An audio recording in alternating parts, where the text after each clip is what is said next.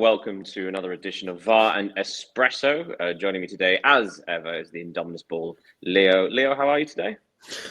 I'm fine. Saddened by the news of Jota's passing. So, yeah, it's a strange day. But for all those who haven't seen the news, yes, the Liverpool striker Diogo Jota and his brother Andre Silva have died in a car crash in Zaragoza, in Spain. Obviously, this is an incredible shock to everybody in the Portuguese national squad, within Spain, within England. It's tragic news, isn't it, 𝐊𝐢𝐤? Yeah, it is, and it's terrible, and it's to know that a month ago he was celebrating his Liverpool title. His Portugal title with the Nations League. He got married 5 days ago, and yeah, that's terrible. And I can only think about their parents because they were brothers, and now their parents lost their two sons. And yeah, it's a tragic news. Yeah, as you said, we said this before the episode started. How it's a bit of a cliche to say, sort of it puts life in perspective, but he was genuinely. In such an incredible moment over the course, like I say, of 2 months, winning the Premier League with Liverpool, being part of the Nations League winnings team with Portugal, and getting married very, very recently. He also has 3 children that he leaves behind with his wife. Yeah, just an incredible tragedy. Did you watch much of Diogo Jota? Because obviously he never played in the French league, but I watched him at Liverpool. For me, it was. I will not say a great player. He was a very good player. His capacity to play in a team full of stars, because he wasn't the big star at Liverpool, but yeah, he always found a way to deliver.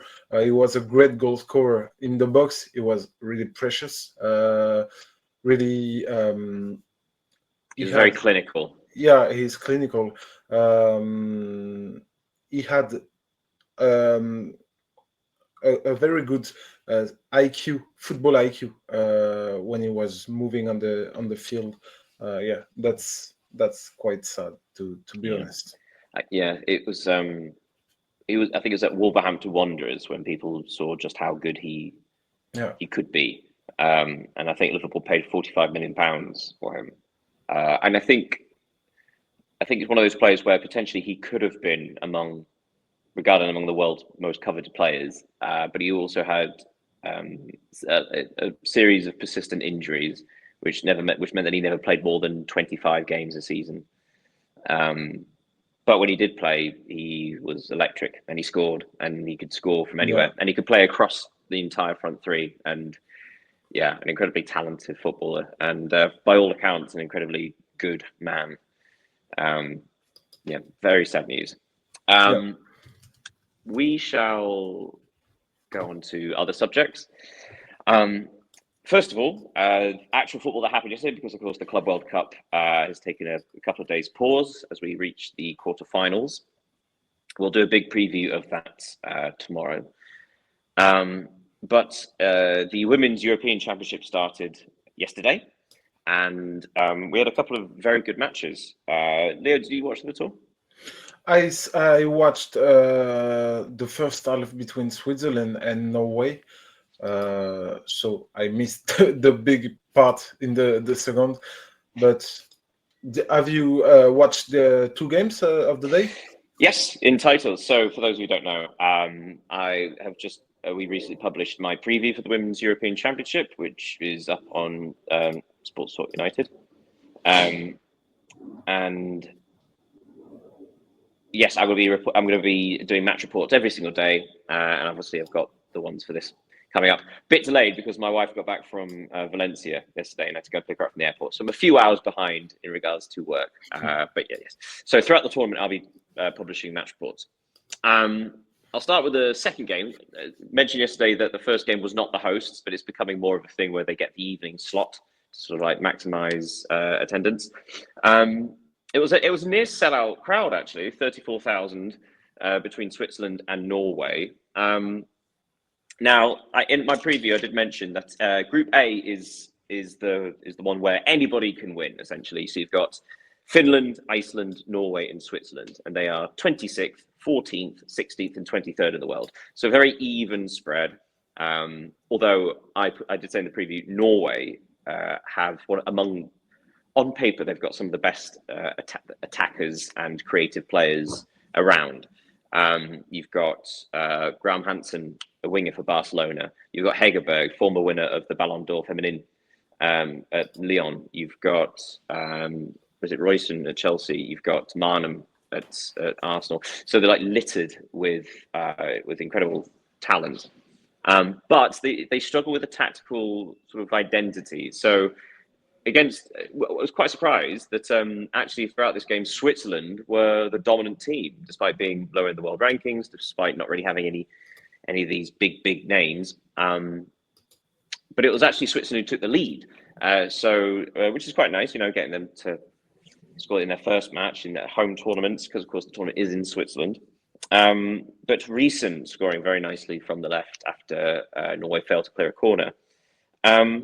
What you watching the highlights? What were your impressions? Because obviously I watched the entire game and made little notes. But what was your impression watching the highlights regarding Switzerland? Yeah, I think to be honest, I never saw a Switzerland game before. In my opinion, yeah, Norway seemed better, and especially on individualities. I know Ada Egerberg from Lyon. As a Lyon fan, she wrote history with the club, and what I think is that it was kind of balanced during the first half. Even Switzerland were kind of better, to be honest. They scored by Riesen, if I'm not mistaken, and then Norway, they just scored their 2 goals in 4 or 5 minutes. So it was. Can it be considered like an upset or a real performance for Norway? Well, it's not so much an upset, like I say, because Norway are ahead of them in the world rankings. They do have these top-tier players and more of them. What was quite interesting, so Switzerland do have a couple of impressive players. A player on the right, 𝐊𝐤𝐤𝐤, who was sort of coming off like a right-sided forward that was peeling off to the wing. She was really impressive, and a lot of Switzerland's good play came through her. But actually, I was going to say, talk about 𝐊𝐤𝐤𝐤, who is like the holding midfielder for Arsenal. In the first half, she dictated play brilliantly. Everything, like being able to sort of sit in that hole and spray passes left and right. And actually, the goal came from her. A gorgeous through ball, sort of feigning a pass to the left wing and actually playing through between the fullback and the centre back, and that allowed Riesen to sort of run down the left wing, cut inside. It was her cross that was then sort of blocked by Norway, but they failed to clear it, and so when the ball came back to her, she finished from about 12-14 yards out in off the post. So there were a couple of players for Switzerland who really stood up and dominated the game, but the real surprise was the fact that Switzerland were completely the dominant team. They weren't pressing from the front as such, but when they were attacking and they lost the ball, they then pressed to win it back immediately, as opposed to pressing all over the pitch. Okay. But perhaps with the crowd behind them as well, it sort of raised their level. But they were so impressive. And if you look at just the stats alone, they had over 54% possession. They had 17 shots to Norway's 8. They had 7 shots on target to Norway's 3. There was one in particular, I think it was 𝐊𝐤𝐤𝐤 as well, which forced a really good save from the Norwegian goalkeeper, cutting it off the right, shooting from the edge of the box, going into the far corner, with the keeper just getting down in time. It was a very, very good save. But as you say, Norway had this period in the second half where they just took control, and that can happen with top quality teams. So they had a corner in the 50. I thought I wrote it down. I think the 54th minute. in a set piece, Norway do score a lot of goals from set pieces, and 𝐊𝐤𝐤, as well as being a top quality striker, is very tall, so that gives a natural advantage. So she headed in from about 5 yards from the corner. And then only a few minutes later, there was actually a really lovely move. I wrote this down, actually, because there was a move from Norway, the second goal, which used nearly every single member of their team apart from the right winger, I think it was. So it started with the goalkeeper, who clipped it out to the left back, passed it inside to the attacking midfielder, who had dropped deep, who passed it back down to a defensive midfielder. So passing, this lovely passing maneuver between the halfway line and their defence, and then a lovely ball over the top from the centre back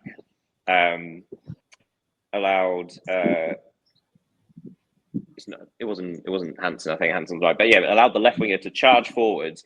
And as they put a cross in, 𝐊𝐤𝐤𝐤 was completely unmarked in the middle, and then there was this desperate lunge from 𝐊𝐤𝐤𝐤, the Swiss defender, but she diverted it into her own net, sadly. But that all came from a brilliant passing move in Norway's own half, and it was basically really the only singular moment of quality from Norway. But from what I've seen, it was a game of ups and downs, because what do you think about the Norway's penalty? I think it was quite soft, to be honest. Well, I was going to say that as well. So obviously, like I say, goal in the 54th minute, second goal in the 58th minute, and then I think it was the 61st, 62nd. 68th. Sorry. So in this period of between the 60 in 15 and the minutes, 7th, Norway took control of the match, and it was another set piece. I will say that I think it was 𝐊𝐤𝐤𝐤 who conceded the penalty. She was nowhere near heading the ball, and her hand was in front of the Norwegians player's face. So that is a completely unnatural position, and it removes the opportunity to have it. So it was always going to be a penalty. But 𝐊𝐤𝐤𝐤 missed. It was a poor connection, and it went of the side of the wide of the left-hand post. But then immediately a goal kick went played forward, headed on. Switzerland run down the left, and they win a penalty of their own, which was this huge moment. Now that I thought was a soft penalty, in which there was barely any contact. But then, of course, it was irrelevant because there was a minor offside in the build-up. Yeah. But then after that, Switzerland sensed the shift of momentum. But it does speak volume about momentum, right? So the fact that Norway managed to take control in a 15-minute period, had they scored the penalty, that's the game won. They nicely controlled, play out the rest of the game, but they missed it. And Switzerland immediately took their chance, immediately put the pressure, and, theoretically, got something out of it, but obviously the penalty didn't happen. But for the rest of the match, Switzerland were the ones pressing forward. They forced another couple of really good saves. There was a goal line block as well in the 89th minute, sorry. Yes, I think even though Switzerland lost, there was so much to like about that performance. And to be fair, Norway were always going to be the toughest team in the group. So it's a shame they didn't get a point out of it, which they easily deserved at least 1 point. But that's a lot of confidence they could bring into the next game. Hello, Pedro. Thank you for joining us. Before we do anything else, would you like to say anything about Diogo Jota and Andre Silva before anything else? Yes, please. Good morning, my guys. Today we wake up in shock because they told that Diogo Jota and his brother died in a car accident, and the Portuguese media immediately asked to the Spanish authorities to confirm the deaths and to confirm the identities, and they said yes, it's confirmed. It was an accident in a highway near Zaragoza in the north of Spain, and in the night, and the car got fire. That's the reason why it was impossible to make any rescue. So both dies, the Diogo Jota and his younger brother, who also played, but in Penafiel in the second division of Portugal. What I say about this type of situation is, why take unnecessary risks? Why players who are young, they are on holidays, they are millionaires, why driving international highways during the night to, I don't know if it is to the intention. People talk they want to travel to England. I don't believe a player like him it was driving from Spain to England. I think probably they have friends or family in Spain. I don't know. But there is no reason for very well paid professional players to take this kind of risks. Well, I mean, I would probably say that in sort of to counter that, I would say that people taking road trips is a very common thing, and that's usually in very average cars. If someone gave me the opportunity to drive, I think they reported that it was they were in his Lamborghini and the tire blew up as he was overtaking a car, Yes. and it careered off the road. Yes. Which is obviously a freakish occurrence.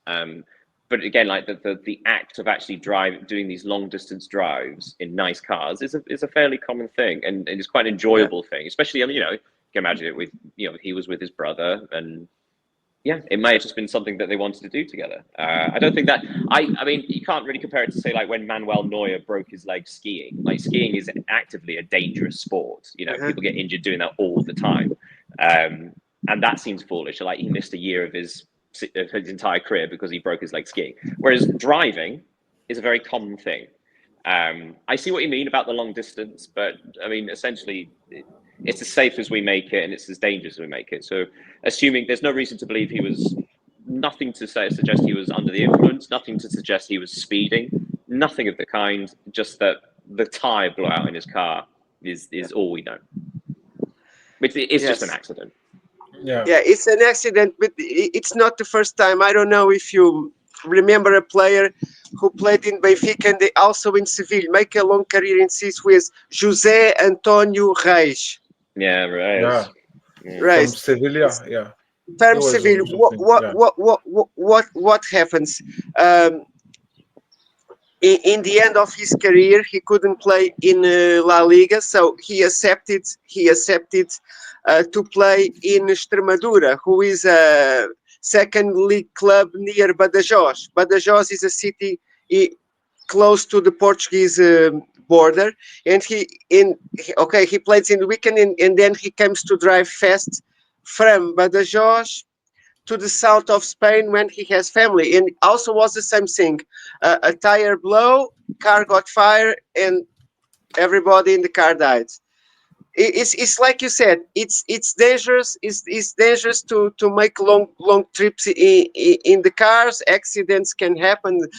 We don't have, of course, or nothing. It's just a terrible. It's just a terrible tragedy that happens. Well, I think what I wanted to highlight was that it wasn't, while unnecessary, it wasn't irresponsible. Just to finish my commentary is that the Portuguese Federation asked for a minute of silence in the Women's European match between Spain and Portugal today. Yeah, so that. Yeah, I imagine that's going to be happening a lot coming up because obviously, you would think that, for example, in Liverpool's pre-season matches, when they happen in Liverpool's first match of the Premier League season, there'll be a moment's respect. You can foresee this happening because it is actually the off-season for him because Liverpool aren't in the Club World Cup. This is downtime. This is off-season, which is strange because we are still talking about a tournament. But officially, yes. Today, Portugal versus Spain, the minute silence, rightly so. Speaking of Portugal-Spain, Pedro, did you want to say anything about the Women's European Championship, the matches yesterday? We just analysed Switzerland and Norway. But anything? Did you watch them? Did you see the highlights? No, I did not. Fair enough. To be honest. Fair enough. No. Just to tell you, do you know where I'm now? I just ran away to the rooftop of my my apartment to be quiet because, as I told you guys, I'm on holidays. So what I do, I go to the beach in the morning and then try to come to the show with you guys. I'm following the clubs, the World Cup tournament. So yesterday it was day off, no games. I just checked the results and I checked the schedule for today. I know that Portugal is playing, in my opinion, with the best women's national team in the world, who is Spanish. Um, and I hope that Portugal gives fight, because I think last game Portuguese lost like 4 or 5 goals difference, something like that. But we have you then. We have you then. You are a top professional to follow this tournament. But I will be aware today. I will be aware today to properly can comment the games. Uh, But Pedro, and you're right to enjoy your holidays. Yes, very much so. I yeah, wish I could do the same. It's important. Yeah. Yes. So, yeah. I mean, for context, as Pedro was saying, so I've watched women's football since about 2003. So it's something I've watched for a long time. So yeah, more than happy to cover it. I just quickly before we move on. So Iceland against Finland yesterday. This may not seem like much of a surprise. I mean, a lot of people won't know the context, but Iceland are actually the highest ranked team in that group, ahead of Norway. They 14th in the world, Iceland, but they've really sort of their form has really nosedived recently. I think I'm right in saying, yeah, they before their last match before the tournament was a 3-1 friendly win against Serbia, but before then they hadn't won in 9 matches, drawing 5 and losing 4. So Iceland, despite being theoretically the best team in the group, their confidence is really low. Their form is dropped, which gives the opportunity to everybody else in the group who are lower than them in the rankings. Yeah. Sorry. I read this morning that Finland secured their first victory at a Women's European Championship in 16 years. Yeah, 2009 was the last one. Well, the thing is, Finland used to have a good team, or rather, they had a couple of top quality players that were playing at high levels,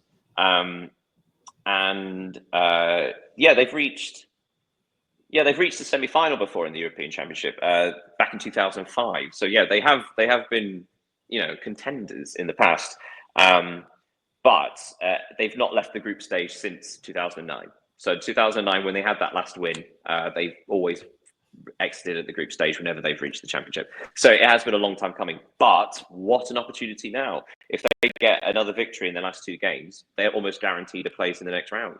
And yeah, incredible opportunity. I would point out that this, even though Finland were the better team, there was not too much action in the first half. But in the second half, the Icelandic defender Antonsdottir, she got 2 yellow cards in quite quick succession. I think they were 7 minutes apart, both tackles. The second one could have been a straight red. I mean, maybe not, but definitely not a yellow. Yeah, it was a stamp. But obviously that then gave Finland more free reign, and they've been threatening. They have who was it down their left? It was Costa. Costa was a threat down the left for Finland throughout the game. Everything good came through her, and she scored a lovely finish. Keeper might have done better, but yeah, sort of cutting in from the left hand side, curling into the top right corner. Really, really nice. But what was really strange was that then Finland, despite having a player extra, despite having the lead, despite having momentum, they then completely stopped. Iceland made a couple of changes, but then started pressing for Finland. And it did it really well. And Finland just couldn't get out of their own half, despite the fact they had another player, which seemed very strange for me. It seemed like missing a tactical idea, right? Finding that, there's the spare player, work the ball to her. But yeah, so Iceland did so well. They almost forced an equaliser. They had a couple of opportunities in stoppage time, but Finland held on for the win. And it was fantastic. So Finland second in the group behind Norway. I forget who plays each other next. I'll do this in the match report. I'll put all this when we publish the match report later about who their next fixtures are. But like I say, Norway, you would expect to get out of this group with the quality they have, but Finland, fantastic opportunity. I'm really looking forward to Finland against Switzerland when that happens, because that could be the winner takes all. But also just a little quick word before we move on the fact that we've only had 2 matches in Switzerland so far, but they've both been near capacity. So like I say, Switzerland against Norway, 34,000, which you'd expect, home tournament. But I wanted to talk about the good idea of having smaller stadiums. So there were 7,668 in the Iceland-Finland game, but there was only a capacity of 8,500, I think, in this stadium, or very similar. Yeah.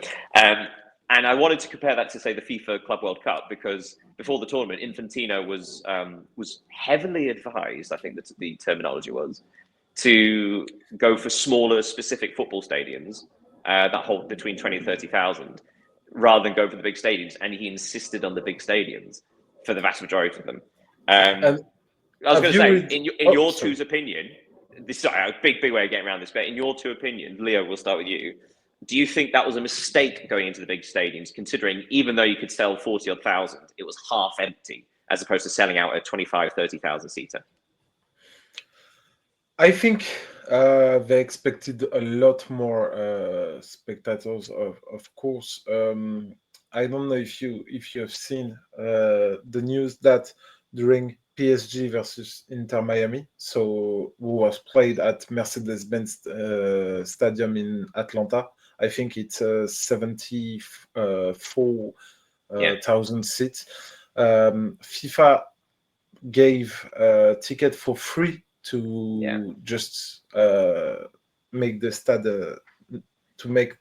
not empty. And yeah, I was watching highlights from the 2 games, Women's Euro Championships games, and I thought it was a great thing to see packed stadiums. I have the image of the Icelandic supporters. They were numerous, and it's quite good, even if Switzerland doesn't have as many big stadiums as United States, of course. But yeah, you have to. It shows that FIFA didn't work well on the preparation of its tournament, because when you have I don't know, you know that a Real Madrid game will maybe bring 60 or 70 people, but yeah, and it's not disrespect for this team, but for Ulsan, for Mamelodi, for I don't know what team can I talk about. I don't know, but yeah, Esperance Tunis. Esperance Tunis, yeah. But because of the distance of the fan base, you should think about having a little attendance, so a little stadium, sorry, maybe 13, 14 seats is quite. I think players, manager, because Mariska talked about that. I think players would prefer to play in a full 13,000 stadiums packed than a 60,000 stadium with only 10,000 fans, because yeah, it reminds me of a dramatic period of football, which was during the coronavirus. Of course, yeah. And it was quite different to watch football in this atmosphere. It was boring. It was so yeah. Just you just have to prepare your tournament well, and it's not only the quality of football. It's not only the weather. It's also the fans, because without fans, football is nothing. Pedro, do you want to voice any opinion on this? But I mean, obviously, you cover a lot of Portuguese teams, and I think about say like Madeira, or like the island teams. I tell you my opinion. In the FIFA Clubs World Cup, they are using American football stadiums. Okay, big stadiums. with a capability for 60,000, 70,000. Okay, they are using these stadiums, and in some games, of course, if the attendance is it's not high, you see at least 50% of the stadium empty. Okay, and a match without fans is it's like a good steak without salt. It's no funny. That's a really good. I can understand that. Okay, yeah.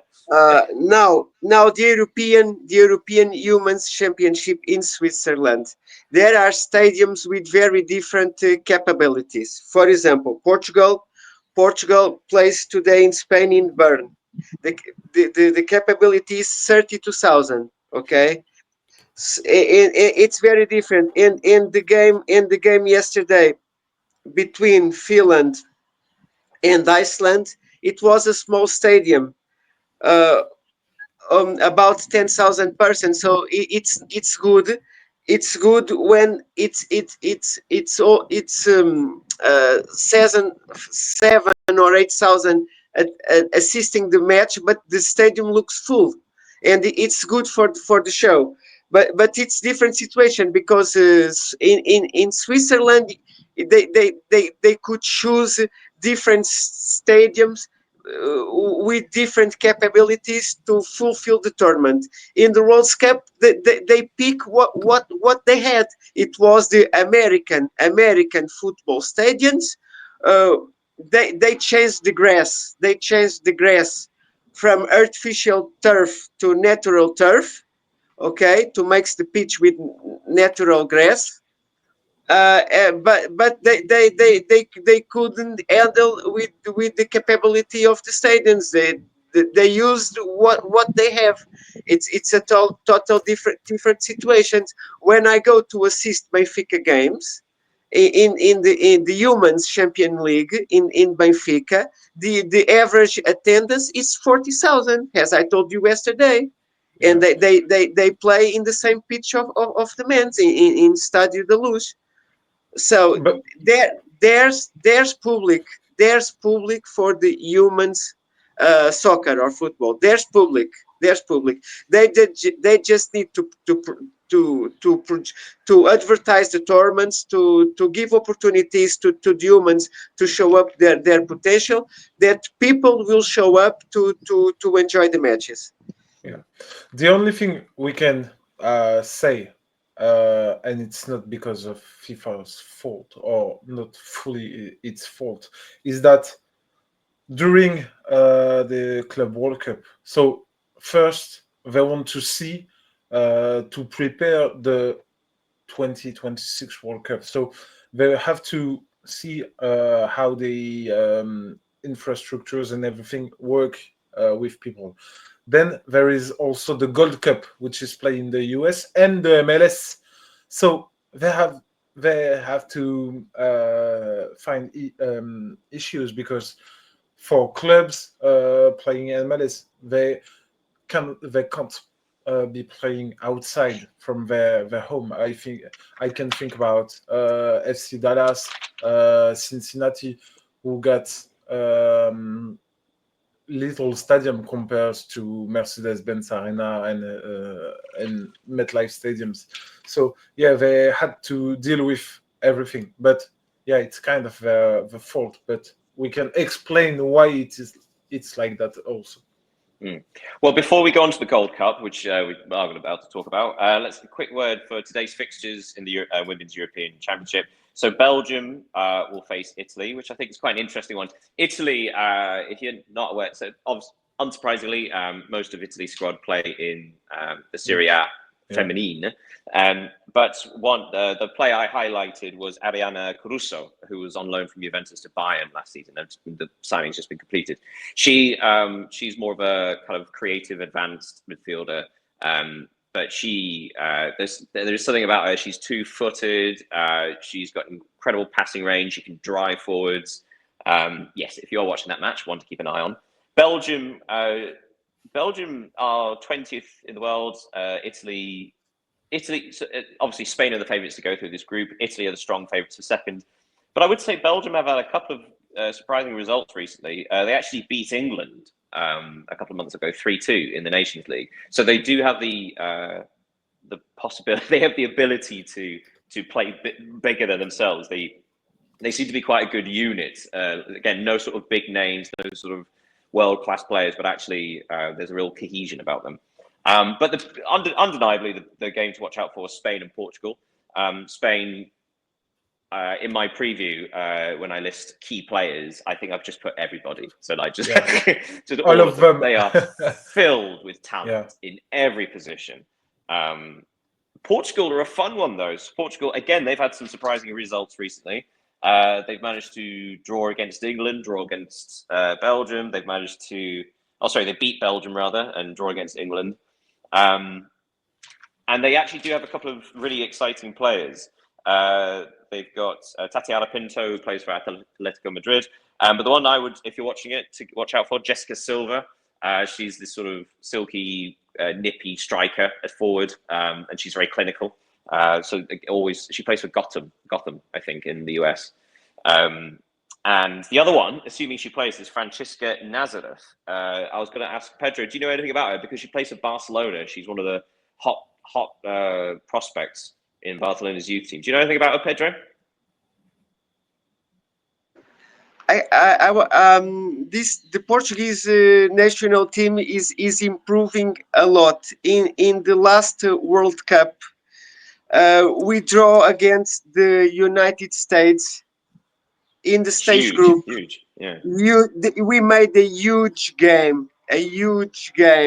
This new generation of players, they have potential. They play abroad in very good clubs. They have talent, but it's a very difficult group for Portugal. It's a very difficult group. Yeah.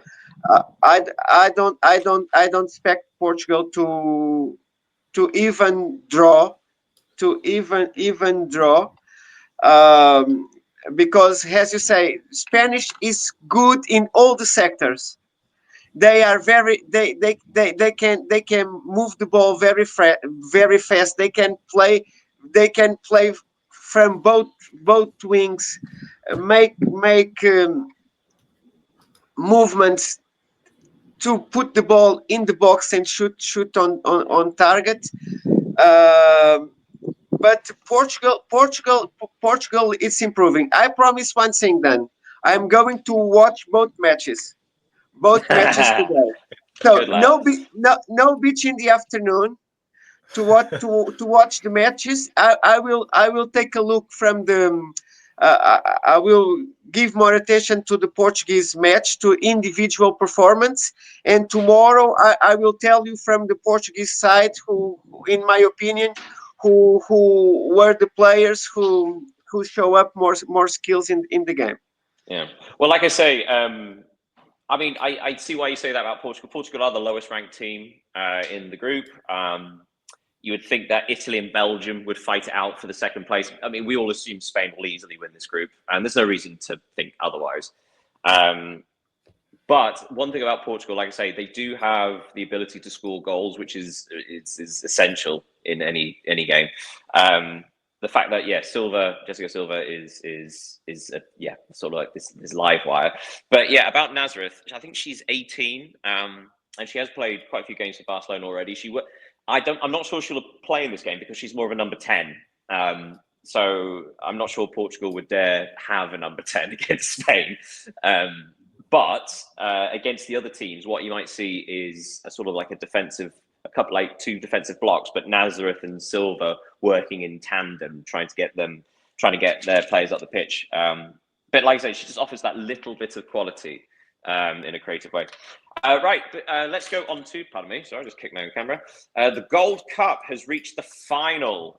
In case you didn't see, so the semi-finals, the United States 2, Guatemala 1, and Mexico 1, Honduras 0. So surprise, surprise, it's the USA against Mexico. Before we go into discussing this, I'm going to ask you first, Leah, then I'll ask Pedro.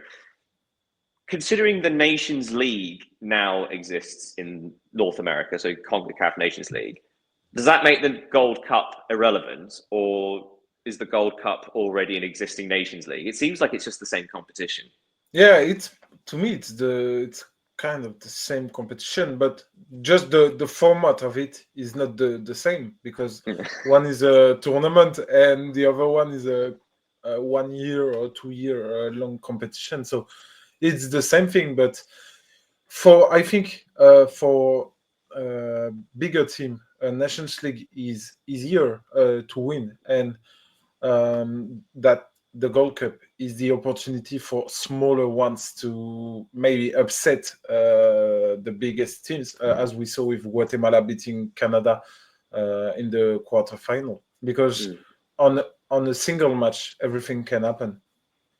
Here's a question then, because I mean, this is a bit controversial to say this, but considering, say, Australia was so dominant in the Oceania competitions, they joined Asia, right? But they were a single dominant team, and New Zealand were second. Fairly obvious. Do you think there's a logic to Canada, US, and Mexico continuing, for, say, to join the Copa de America, considering South America only have 9 teams? You know, there are only 9 countries nine competing in the South American qualifying. Do you think it's sensible to try and incorporate Mexico, the United States, and Canada in the Copa America, and that way they're playing significantly stronger opposition, as opposed to what's happening now, which is they always seem to get to the final because they're the 3 biggest teams and they rarely lose against the other teams around them. Do you think that's a sensible idea? Do you think that would make sense? Again, using Australia as an example. To Mexico, US, and Canada to be included in the Copa America and not in the Gold Cup, you mean? Potentially, depending on the cycle, obviously. But like the Copa America was last year, and they were invited because the Copa America was played in the States. It seems to me like that could be a thing moving forward. First of all, to keep the Copa America fresh, because obviously with only such limited teams competing in it, it becomes a bit repetitive, as opposed to, say, European or African, where there are so many nations competing. But also from the point of view from the United States and Mexico and Canada, it seems like they can only get so good because they just rarely play competitive football against a high level competitor. And if I'm not mistaken, last year in Copa America there were also Jamaica. Yes, there were teams. Panama, I think, and yes, absolutely. There were several invites from Central and North America. But it could make sense because we are always called United States America, right? So Copa America for me is Northern America, Central America, and South America. I don't know why it's just about South America. You should put, like the Euros or the Africa Cup of Nations, only the best teams in America, but not America, US, America, real America. So Brazil. Yeah, I think it would make more sense than just calling it a Copa America, but with only South American teams. Because, I mean, part of the other reason, we mentioned this a few episodes ago about my concern about how the quality of the host nations for next year's World Cup, because they seem to have just sort of stunted. There are exciting talents in Canada. America does have a strong first team, but they just don't seem to be playing well at the minute. But they were in the Copa America last year, and they were knocked out of the group stage. So there's that thing of like, okay, step up against good or better opposition. I think they lost to Panama actually, and that's why they got out, or something like that. But so the repeatedly putting yourself into those competitions, I think, is the way forward. Pedro, do you have any thoughts about that? Do you have any thoughts of the United States and Mexico and Canada sort of generally in regards to competition? Let me back to the Human Championship, because you are an encyclopedia then. You know everything. You are a top level. You are a top level professional. I was checking. Obviously, Kika Nazaré is our best player. He moves from Benfica to Barcelona. She is young, lots of potential. Let me check their international career. But I just want to talk a thing that I forgot. I had a cousin who plays in the human national team, who was Carolina Mendes. He said goodbye in the last World Cup. It was their last tournament. And Okay. 30 years ago, major of the cities major of the Portuguese cities didn't have a humans professional club. No. Mm. So you need to move to, if you want to play at highest level, you need to move to Lisbon or to Porto or something like that to find a club. And things changed a lot in the last 25 years. Changed a lot. Yeah. Nowadays, most of the cities have humans soccer clubs with a professional organization. Yeah. If It's it is not totally professional, it's what we call semi-professional. yeah. It's a it's What it's a it's a similar structure. It's a similar structure that it means you can do this just for living. Yeah, absolutely. And well, back in the day, I mean, only in the 90s, the only professional leagues you could go to where everybody either went to the States or Japan or Germany. And this is why the United States and Germany were so dominant in international competitions, because they were the only ones with a professional league. Yeah, shock horror. You think back to, so in England, this may surprise you, women's football used to be wildly popular in England.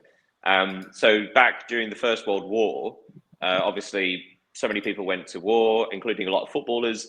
But back home, what would happen would be like working people would still want to go and watch football, so they would get the women's version of the team, and they would just go and support the teams regardless. So you had supporters like sort of like 30, 40,000 people going to watch women's teams because there was no men's teams. And then women's football just became massively popular. And that meant at the end of the First World War, the FA, the English FA, was so worried about women's football being more popular than men's that they banned it. They just banned women playing football, and that ban stayed in place until the 70s. So, so this incredible thing of, yeah, it's so stupid. But then a lot of stupid things were banned and illegal back until the 70s. But yeah, so then you had this thing of like, oh, in the 70s, okay, you're allowed to play football now, but still not professional. It took until, what was it, 2005, 2007, something like that, before there was the first semi-professional team and stuff like this. It's incredible to think the change. I think it's like since 2016 when actual money was put into the women's game in regards to professionalizing it. And a big part of this, and I can only speak for England, but a big part of this might have been from the public's opinion following like the World Cup in 2015 in Canada. England got to, is it the semi-final? Yeah, semi-final. They got to the semi-final. They lost a last-minute goal against Japan, I think it was, a deflected shot into the top corner. But England finished third, which was the best England performance since 1966 for men or women, right? So after that, there became this public thing of, oh yeah, women's football's a thing, fantastic, right? And shock and horror, more money's put into it. Then only what is it? Then only 6 years later, England win a tournament. They win the Euros, played it. So you're talking about these really short periods of time of investment. Oh, success, more investment. Oh, more success. And yeah, and the acceleration and development of women's football has been fantastic. But it is kind of disgraceful it's taken this long. Oh, Pedro. Pedro, do you hear us? Yeah. I was listened carefully. Okay. I agree. I agree with you. But it's quite interesting because I didn't know what you just said about feminine football being so popular after the World War. So yeah, it's quite interesting. Yeah, but I mean, there also might well have been political reasons because that was back in the age of the suffragettes. They wanted votes for women, and it may well be another attempt to sort of suppress women's rights. But yeah, it's again the fact that it was banned for so long. It's the same with the referees. Nowadays, you can have a human referee in any professional league. Yeah. Even they can ref the games for men's or humans. If they have the credentials, they can do the job as good as the men's. I think Stéphanie Frappart from France was the first woman to ref men's game, Oh, that's a good one. I didn't know that. and yeah, she's a Ligue 1 referee. She referred in the. I don't know if she did in the Champions League yet, but she had in the European competitions at Euro. I think she also went to the 2022 World Cup. Let me just check because I don't want to say something. But That's yeah, all right. yeah, you're right, Pedro. While you're checking that, I thought I'd give No, you because go on. yeah, she refed in the Liga Europa, in the Champions League, the UEFA Super Cup, and the Feminine Champions League, as well as the Olympic Games, the World Cup in 2022. Yeah, she's kind of a precursor for women's refereeing. Fantastic. Let's jump back to the Gold Cup because Yeah. recently I've been giving you guys quiz questions at the end of our episodes. One of my things I said a few days ago about my worries about the United States, like they're consistently only defeating teams lower than them in the world rankings, and the second they play anyone near their level, they fall apart. Showing that in their last warm-up match before the tournament, they lost 4-0 to Switzerland, who are below them in the world rankings. Yeah. Right, so the United States path to the final, they beat Trinidad and Tobago, they beat Saudi Arabia, they beat Haiti, they drew with Costa Rica, but they went through on penalties, and they beat Guatemala. My question for you two is, which of those teams is the highest ranked in the world rankings? So of Trinidad and Tobago, Saudi Arabia, Haiti, Costa Rica, and Guatemala, which of those do you think were on paper the toughest team the United States had to face? I would go with Saudi Arabia. I'm going with Saudi Arabia. Pedro, do you want to guess? Me, India with the Saudi Arabia. I think it's the most. Yes, To be honest, I hesitate between Saudi Arabia and Costa Rica, but yeah, I will go with Saudi Arabia. So the answers: Trinidad and Tobago, they are 100th in the world. Saudi Arabia, 58th. Haiti, 83. Costa Rica, 54. So Costa Rica was the answer, and Guatemala were 106th. Yeah. So it speaks volumes about the hardest. I mean, obviously now USA have to face Mexico, who are actually below them in the rankings. So USA is 16th, Mexico is 17th. But it does speak volumes that essentially there's no real test in regards to that kind of level or prestige of player until you get to the semi-final and final. But if you think they had an easy path to the final, you should take a look at Mexico. Now, Mexico, they played the Dominican Republic, Suriname, Costa Rica, Saudi Arabia, and Honduras. Which of those was the hardest team that Mexico had to beat? Costa Rica?